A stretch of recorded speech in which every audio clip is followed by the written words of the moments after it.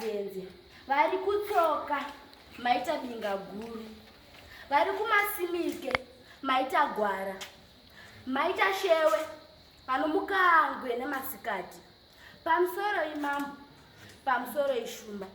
Tinokutendai nemwoyo murefu wamatiratidza kune isu tose vana venyu.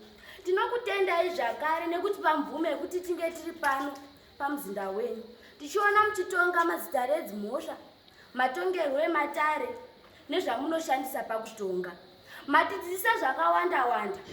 Zvimwe zvinozogona kutibatsira mukukura kwedu, zvimwe zvinogona kuuya mubvunzo dzedu nezvimwe zvakasiyana-siyana.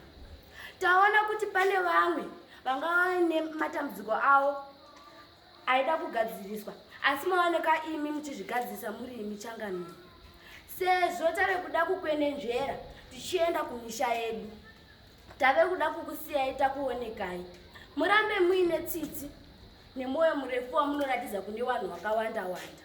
Vakuru vanoti garai kure nemoto, mukagara pedo munotsva. Ndatenda.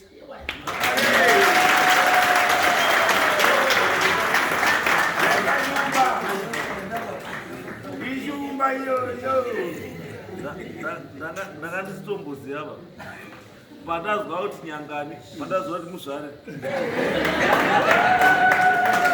Saka wakawanda wacho wazvare varimo, ndikati sumukai mudembe-tembe kudzamba-dzamba.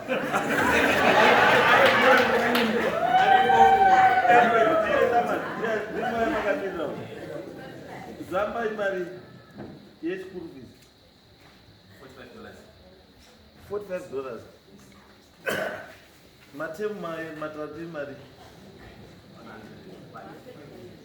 125.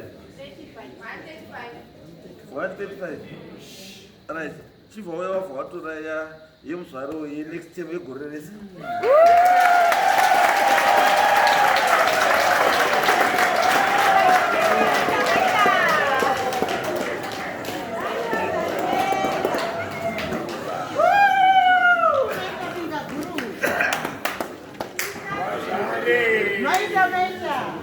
Wabiririrwa